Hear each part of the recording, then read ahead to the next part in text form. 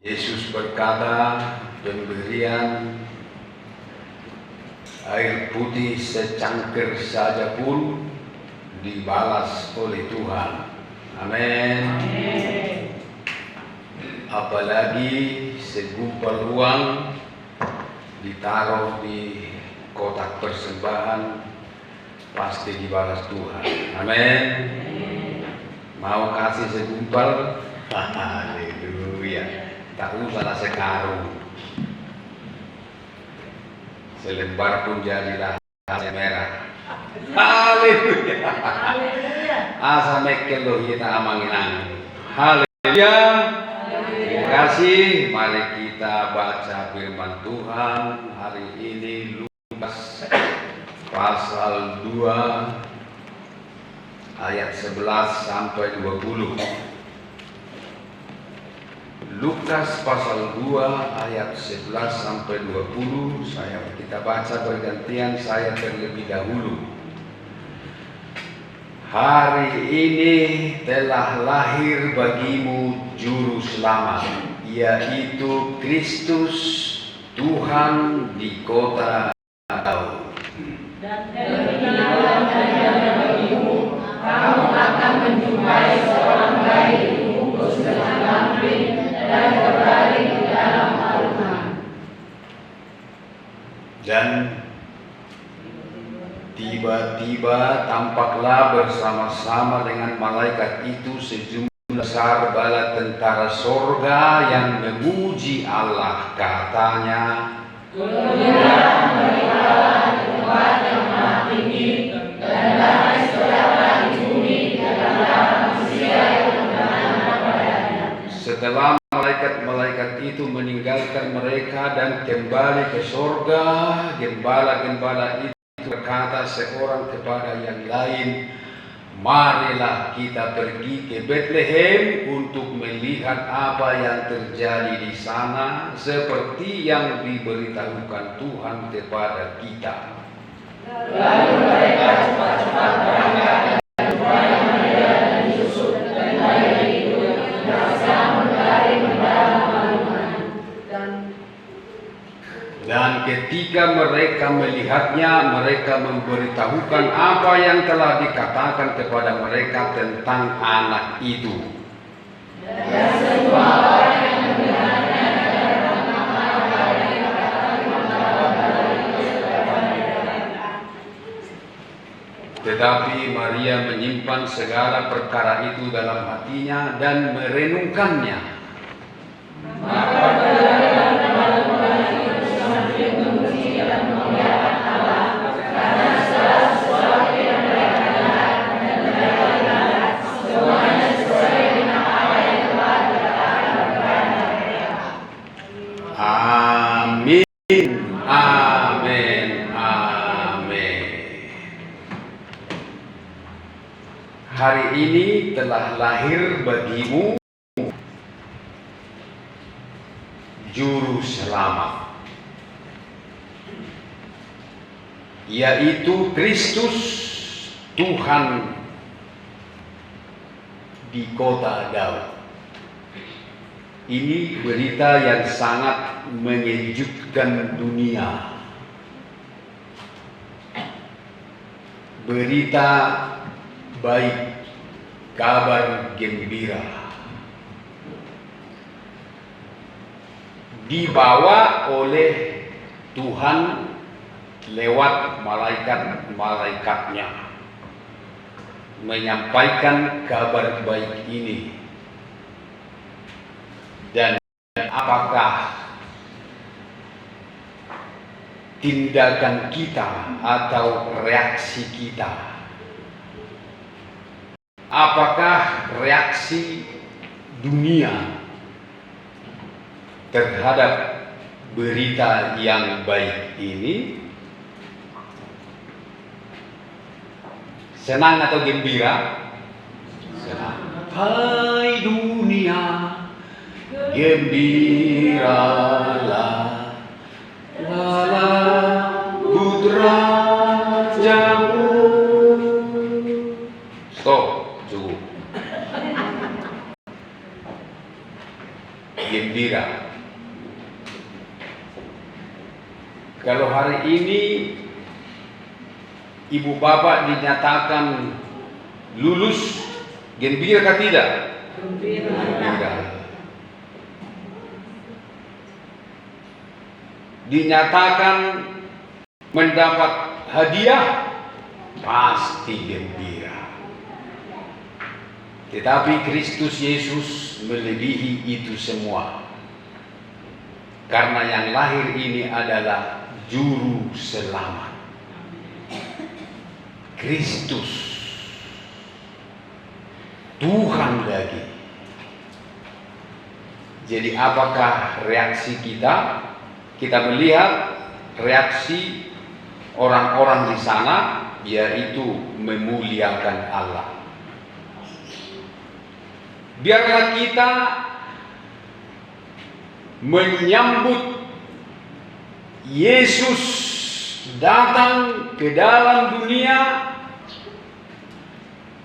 Kita sambut dengan suatu tindakan yang positif, memuliakan Allah, memuji Dia. Jangan malah so tahu. Orang Papua bilang, orang Timur bilang malah so tahu. Kalau kita orang Batak tidak mau tahu. Paulus Obinoto. Ya, tetapi sorga memuji dan memuliakan Allah. Jadi kalau kita diberkati, kita harus memuliakan Allah. Yang mau katakan amin. Amin. Jangan malah so tahu dengan Allah, tetapi harus Allah lah yang dimuliakan di dalam semuanya. Karena kemuliaan itu adalah bagi Allah. Semua yang namanya kemuliaan milik Allah. Malaikat menyanyi kemuliaan bagi Allah, bukan bagi kita, bukan bagi manusia, bagi Allah. Maka kita umat yang telah ditebus harus memuliakan Allah. Jangan karena keselamatan itu gratis, tidak bayar, diberikan cuma-cuma, hanya modal percaya, lalu kita tidak memuliakan Dia, kita anggap enteng. Tetapi di setiap waktu, pada hari ini ketika kita mendengar, pada hari ini ketika kita mendengar firman, kita harus cepat bereaksi untuk memuji, memuliakan Allah. Muliakanlah Tuhan. Jangan bersungut-sungut. Jangan bersungut-sungut, tetapi harus memuliakan Allah. Menjadi umat Tuhan, menjadi orang yang percaya kepada Tuhan, menjadi anggota gereja, menjadi pelayan Tuhan, menjadi majelis, menjadi jemaat, harus bersyukur dan memuliakan Allah. Jangan menggerutu, jangan menyesal, jangan bersungut-sungut, tetapi sambutlah kemurahan Tuhan. Kasih karunia Tuhan itu adalah anugerah terbesar bagi kita yang tidak ada tandingannya, yang bersifat kekal. Seperti Maria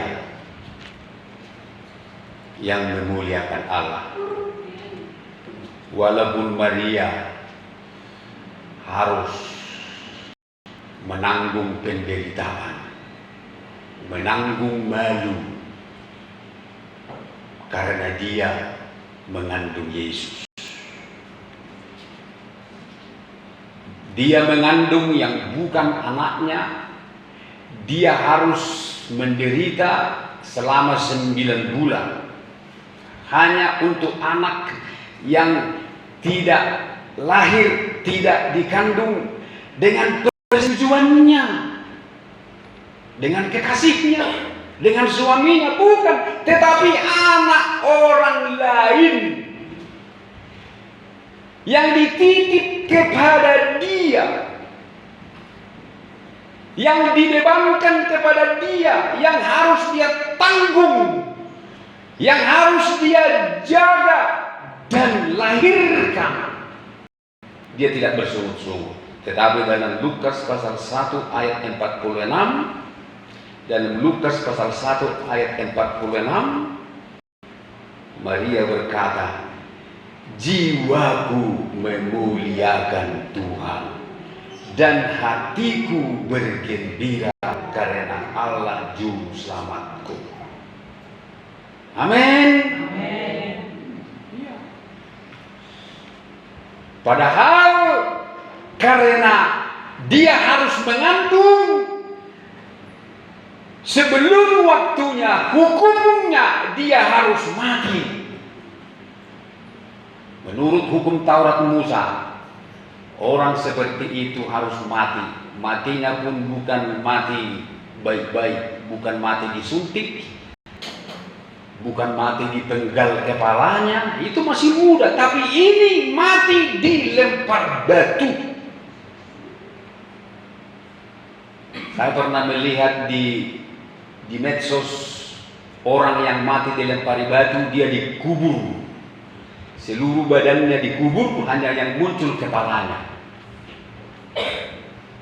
tangannya, kakinya, tubuhnya semua dikubur, hanya yang muncul kepalanya. Kepalanya itulah yang dilempari batu. Bagaimana sakitnya itu ya? Dia harus menangkis. Wah, begini, kena di sini, kena satu. Dan hukum dalam hukum Taurat, orang yang dilempari batu itu pun, kalau dia anak durhaka, harus orang tuanya yang pertama melempar dia dengan batu. Kemudian mamanya, saudara-saudaranya, tulangnya, abang gurunya, besannya, semua yang bertalian dengan dia diurutkan, melempar dia dengan batu. Bagaimanalah sedihnya dan hancurnya hatinya sampai mati. Tetapi Maria tidak bersungut-sungut. Amin. Maria tidak menyesal. Maria tidak menolak. Maria hanya percaya saja. Sebenarnya sulit ini bagi Maria. Bagaimana bisa mempercayai aku bisa mengandung, suamiku belum ada, kami masih hanya bertunangan saja dengan si Joseph.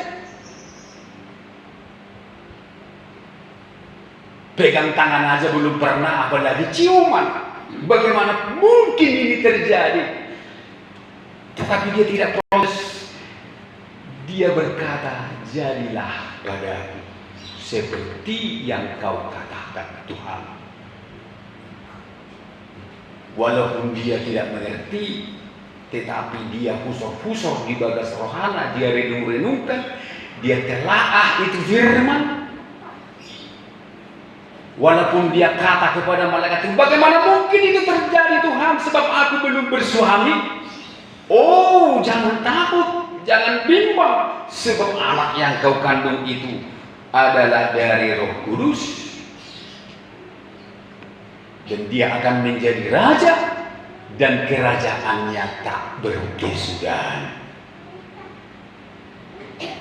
Mendengar itu mungkin Maria merasa tergiur, anakku nanti jadi raja dan kerajaannya tak akan berkesudahan.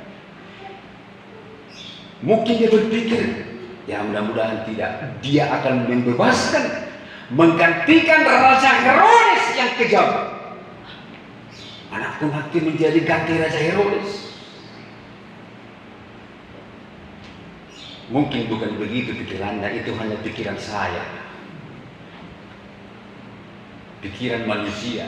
Siapa yang gak senang kalau anaknya jadi raja dan raja selama-lamanya? Tetapi apakah pernah Yesus jadi raja di dunia?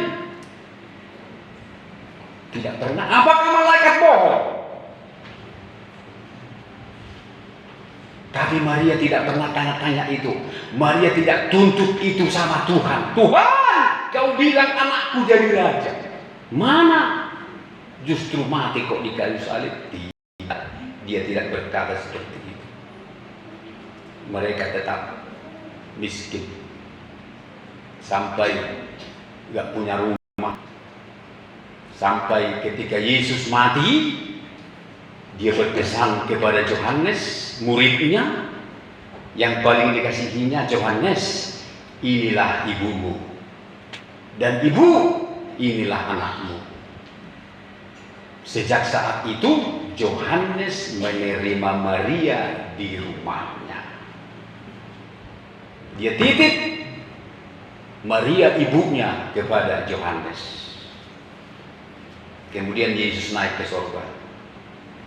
Setelah bangkit. Miskin. Apa yang difirmankan malaikat itu tidak terjadi, bahwa Yesus raja yang memiliki kerajaan yang tak berkesudahan. Maria tidak pernah protes. Maria pun tidak pernah mengeluh mengandung Yesus. Dia berkata, jiwaku memuliakan Tuhan. Haleluya. Dan aku bergembira karena Allah juru selamatku. Gembira.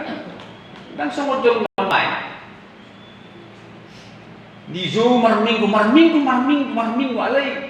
Herana berduka cita mau lihat marminggu.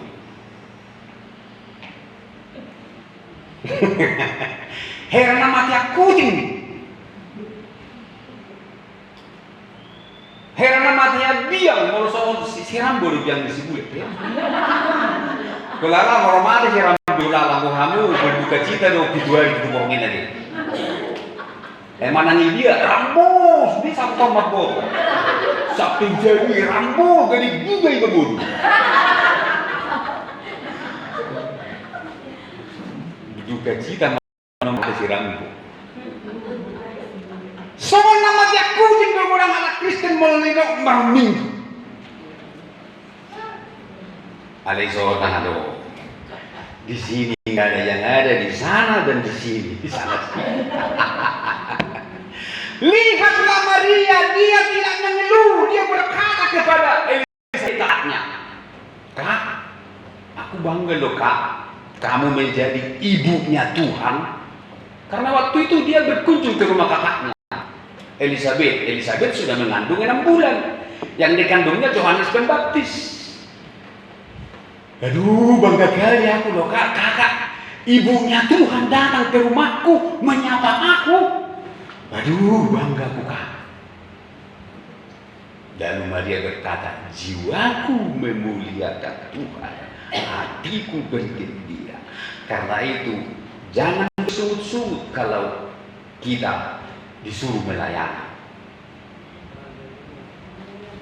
Kalau disuruh berkorban, kita harus memuliakan Tuhan dengan tubuh kita. Karena Tuhan memerlukan tubuh kita.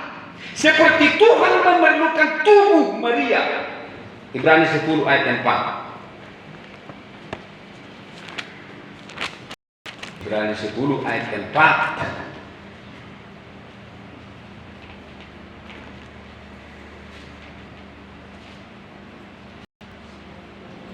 Ayat 5. Karena itu, Ibrani 10 ayat 5, ketika ia masuk ke dunia, ia berkata, korban dan persembahan tidak engkau kehendaki, tetapi engkau telah menyediakan tubuh bagiku.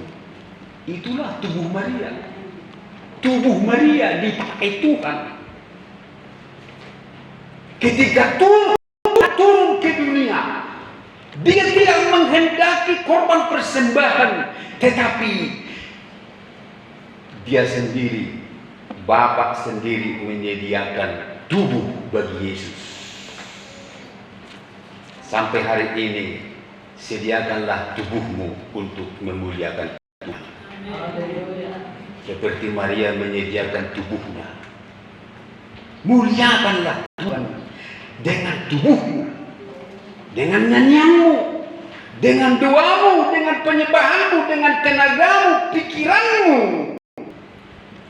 dan juga dengan hartamu. Oleh saya ada berdoa amin haleluya deh. Mau harta itu tersik kamu sendiri. Tak pada tubuh dah, tunggu doa harta. Amsal 3 ayat 9. Muliakanlah Tuhan dengan hartamu dan dengan hasil pertama dari segala penghasilanmu, maka lumbung-lumbungmu akan diisi penuh sampai melimpah-limpah, dan bejana pemerahanmu akan meluap dengan air buah anggur. Jadi apakah reaksi kita? Kita harus memuliakan Tuhan dengan tubuh kita dan juga memuliakan Tuhan dengan harta kita. Mulai sonat tergejang doa anak berbicara heboh. Dan gejang baino. Anu gak bisa salah sangka kamu. Nampola. Salut. Hartamu. Mulai itu harta tergudang mana? Ngau boton ayam mah. Tang mahe korban didain kan? Jauh kan. Firman Tuhan tu mau pasah amang inak.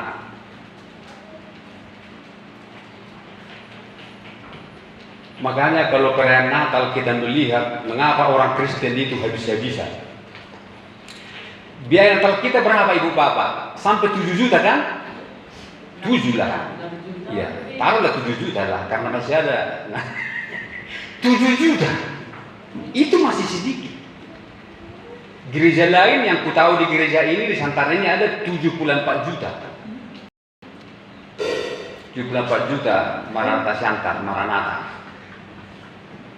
Bayangkan 7 juta, GPDI ada 4.000 di Sumatera Utara. 7 juta kali 4.000, 28 miliar. 28 miliar. Itu masih rata-rata 7 juta GPDI di Sumatera Utara. Hampir 4.000 gembala gereja. 4.000 kali 7 juta, 28 miliar habis. Belum KKBP, belum Gesja, belum GPI, belum AKI, belum GMI dan Metodis, belum Katolik. Habis bermiliar hanya untuk mengagungkan satu nama Yesus. Hanya untuk memuliakan nama Yesus, supaya nama Yesus tidak punah, tidak hilang. Lihatlah di dunia ini nama Yesus tak pernah hilang, justru makin viral. Kalau tokoh-tokoh lain, Napoleon Bonaparte, yang lain-lain, Mahatma Gandhi, kan nggak semua orang tahu kan. Tapi Yesus dari zaman ke zaman terus dikenang, terus orang tahu nama itu. Karena apa? Karena umatnya memuliakan dia dengan hartanya. Ya, ini yang dikehendaki Tuhan. Tuhan menghendaki kita memuliakan dia dengan hartanya, beribadah dengan harta kita untuk memuliakan Tuhan. Jangan kita bilang pemborosan. Kalau kita berkata pemborosan itu sama kita dengan si Judas Iskariot. Karena waktu itu ketika Yesus makan di rumah si Simon, datanglah seorang perempuan membawa minyak narwastu yang mahal. Dipecahkannya lah minyak itu, diminyakinya lah kepala Yesus, diminyakinya lah kakinya, diminyakinya tubuhnya yang bisa dia minyaki.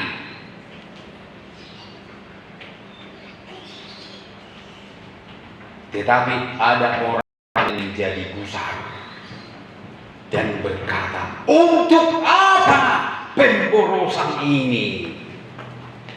Bukankah narwastu itu mahal dan bisa dijual dan uangnya bisa 300 dinar lebih? Lalu Yesus berkata, mengapa kamu menyusahkan dia? Itu kata Yesus. Jadi kalau dilarang berkorban itu kesusahan, menyusahkan dia. Mengapa kamu menyusahkan perempuan ini, kata Yesus? Sebab ia telah melakukan suatu perbuatan baik padaku, kata Yesus. Orang miskin, karena orang miskin selalu ada padamu. Makanya supaya orang miskin tidak selalu ada pada kita, kita harus memuliakan Tuhan dengan harta. Amin. Kalau kita selalu berpikir, dia ini polanya perpuluhan, mau orang mau pergi nah, itu mau lihat perpuluhan, mau orang kulihat, wah, dari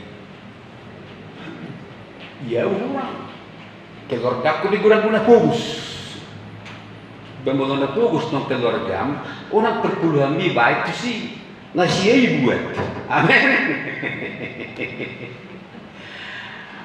Oleh perpuluhan atau asing dia bukan buat. Ale tematok kena torsonok dulu. Gudang bisa ngomong. Untuk apa kasih perpuluhan? Bukankah itu pemborosan? Ya silakan. Tapi kemiskinan selalu ada padamu. Dua orang begitu. Bisa kita bilang sama pemerintah, pajak keretaku ini gak kubayar hari ini. Karena apa? Karena uang pajak ini sudah kukasih untuk orang tuaku. Kira-kira orang pajak setuju kan? Animu, orang tuamu ikut doain kepada pajak, kan? Tangguh semua. Berikanlah apa untuk Tuhan, untuk kaisar berikan, untuk Tuhan berikan, untuk raja berikan.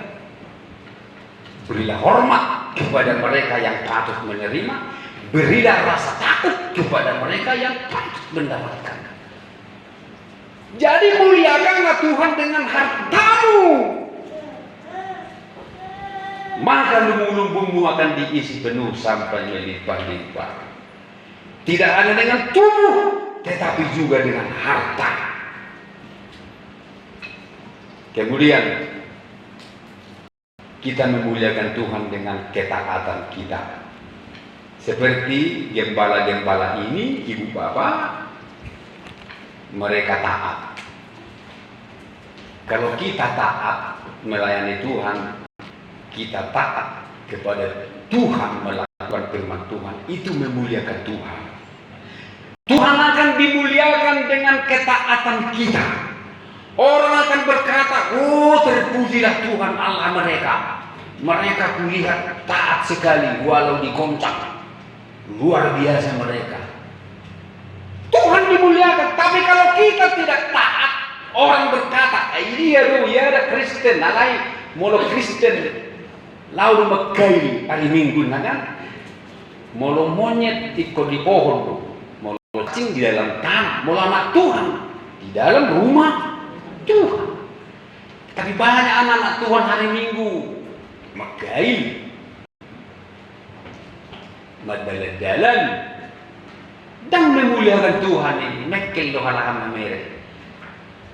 Bapak Kristen ya, Kristen tadi kok di sini. Kami aja kalau hari Jumat kami ada di rumah Allah kami. Malu kan? Tetapi malaikat-malaikat ini ketika mereka mendengar firman itu, maka mereka dengan cepat-cepat berangkat. Haleluya. Mereka dengan cepat-cepat tidak tunggu waktu. Pada hari ini firman Tuhan katakan ketika kamu mendengar suaranya, jangan keraskan hatimu.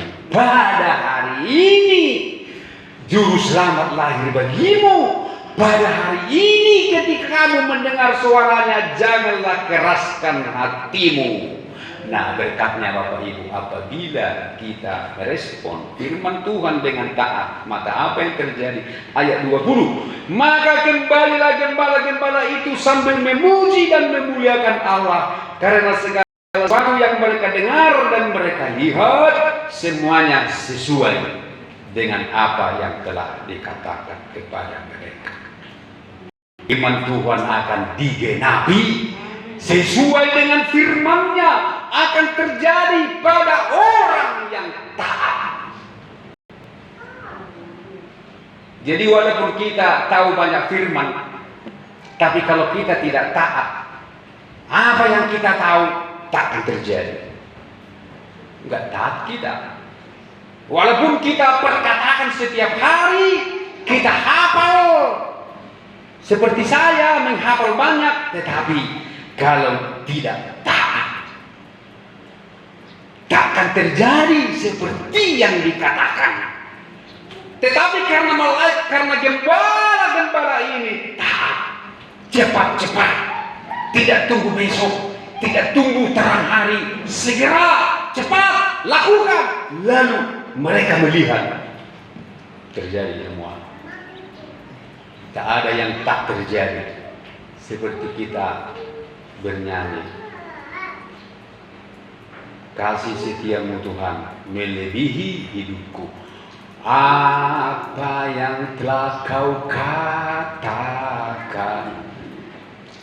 tiada yang tak terpenuhi.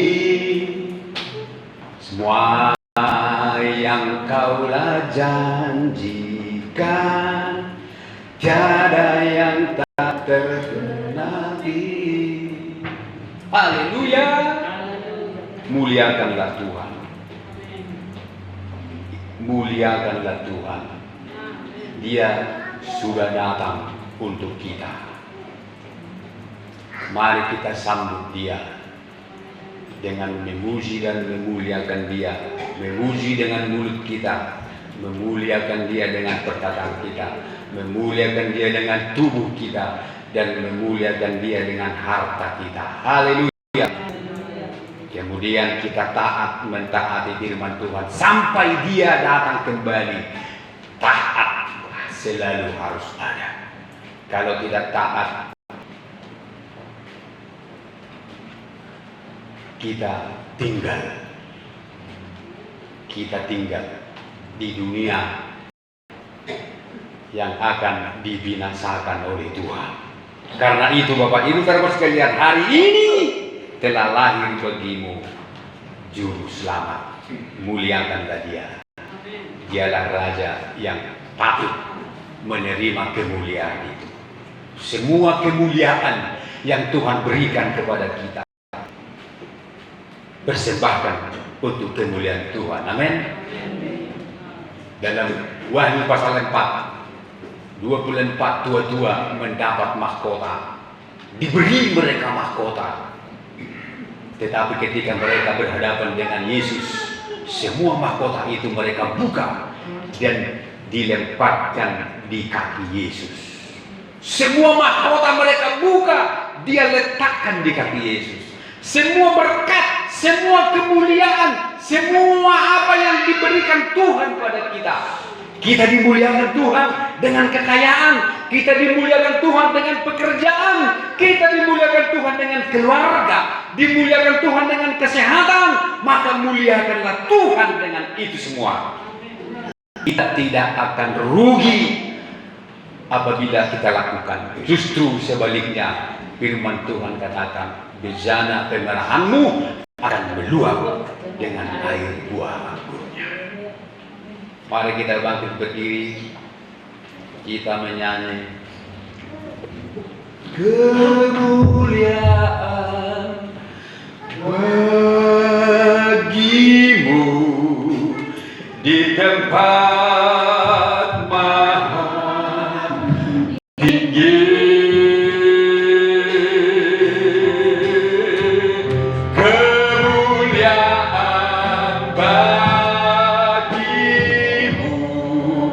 Di tempat